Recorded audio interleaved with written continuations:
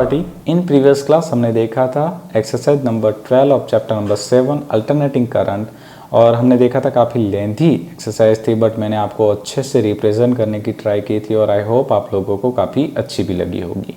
In this class बच्चों हम देखने वाले एक्सरसाइज नंबर 13। तो चलिए जल्दी से स्टार्ट करते हैं एक्सरसाइज नंबर 13 को। क्वेश्चंस कह रहा है बच्चों, a coil of inductance 0.50 Henry and resistance 100 ohm is connected to a 240 volt and 50 hertz AC supply। Right है बच्चों। तो चलिए यहाँ पे मैं गिवन डेटा लिख रहा हूँ बच्चों। हमें दिया गया था inductance L is equal to 0.5 henry, resistance R is equal to 100 ohm, then power supply दी गई थी। अब देखिए बच्चों आगे के क्वेश्चन में हमने काफ़ी अच्छे से आपको समझाया है कि जब भी पावर सप्लाई दी जाती है तो वो RMS होती है। ठीक है, तो VRMS is equal to 240 volt and frequency F is equal to 50 hertz. अब देखिए बच्चों इन दिस क्वेश्चन हमें दो पॉइंट्स दिए हैं A एंड B, तो हम बारी बारी से दोनों पॉइंट्स को डिस्कस करेंगे। पहला पॉइंट कह रहा है A, what is the maximum current in the coil. यानी कि बच्चों हमें मैक्सिमम करंट फाइंड आउट करना है।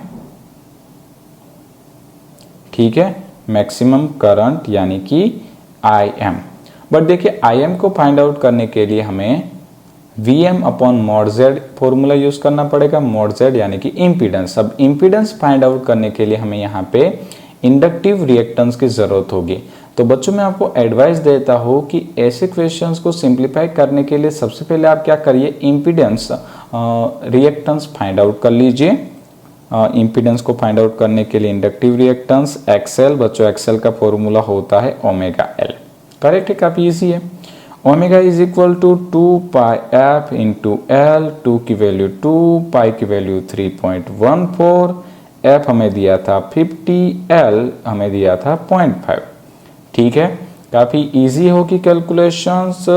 0.5 इंटू 2 कट जाएगा, 3.14 इंटू 50, तो आई थिंक बच्चों यहाँ पे आंसर आ जाएगा 157 ओहम।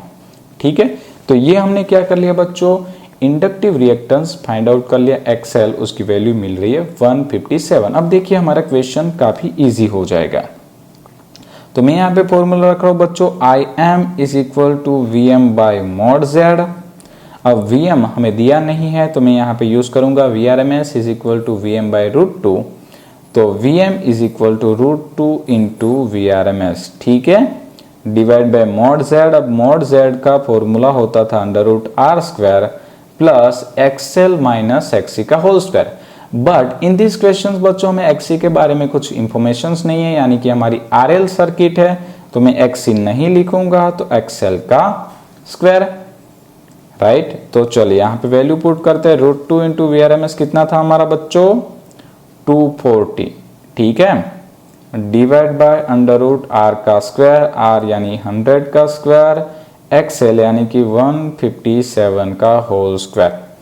चलिए बच्चा पार्टी जल्दी से कैलकुलेशंस को फिनिश कर दीजिए और आंसर लेके आइए। तो यहाँ पे बच्चों आंसर आने वाला है 1.82 यूनिट, हमने लगा दिया एम्पियर। तो ये आ गया हमारा मैक्सिमम करंट। ठीक है, चलिए अब हम बात करते हैं पॉइंट नंबर B के लिए। तो B पॉइंट कह रहा था बच्चों, what is the time leg between the voltage maximum and the current maximum. यानी कि वोल्टेज और करंट को मैक्सिमम होने में दोनों के बीच कितना होगा, मतलब कि टाइम डिफरेंस फाइंड आउट करना है।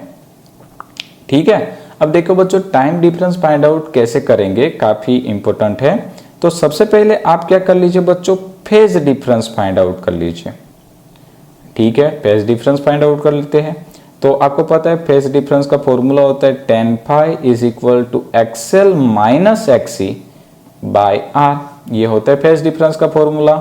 तो मैं यहाँ पे लिखता हूँ tan phi। अब XL कितना मिला था 157, XC तो 0 था, R था 100, तो यहाँ पे आ जाएगा tan phi is equal to 1.57। और अगर आप लॉग टेबल का यूज करेंगे बच्चों तो आपको यहाँ पे फाई यानी कि फेज मिलने वाला है 57.5 डिग्री। तो ये बच्चों मिल गया मुझे फेज डिफरेंस। अब फेज डिफरेंस फाई को बच्चों में इंडिकेट कर सकता हूं ओमेगा टी से, ठीक है। Phase difference phi is equal to omega t, और यहाँ पे बच्चों मुझे टी फाइंड आउट करना है, तो टी इज इक्वल टू मैं लिख सकता हूँ फाई बाय ओमेगा। तो फाई की वैल्यू रखते हैं 57.5, बट नोट करिए ये डिग्री में है। अगर हमें इसे कैलकुलेटर में यूज करना है तो हमें इसको रेडियन में कन्वर्ट करना होगा, और डिग्री को रेडियन में कन्वर्ट करने के लिए बच्चों मल्टीप्लाई करना पड़ता है पाई बाय 180 से। तो मैं यहाँ पे मल्टीप्लाई करता हूँ पाई बाय 180, ओमेगा की वैल्यू भी हम रख देते हैं 2 पाई एफ, पाई पाई कट हो गया। तो t is equal to 57.5 divide by 2, frequency f की वैल्यू 50 और ये आया 180। ठीक है बच्चों, तो देखिए काफी इजी कैलकुलेशन है। 57.5 डिवाइड बाय 18000 क्योंकि 50 into 2 00 होगा, ठीक है। और यहाँ पे अगर आप कैलकुलेशन करेंगे बच्चों तो आंसर आएगा 3.19 इंटू 10⁻³ सेकेंड। और अगर आप अच्छे से लिखना चाहते हो तो आप यहाँ पे लिख दीजिए 3.19 मिली सेकेंड। और इसी के साथ बच्चा पार्टी ये क्वेश्चन हमारा यहाँ पे फिनिश होता है। कैलकुलेशन बेस्ड क्वेश्चंस था, तो आई थिंक आपको इजी लगा होगा। इन नेक्स्ट क्लास बच्चों हम मिलेंगे एक्सरसाइज नंबर 14 के साथ। Thank you.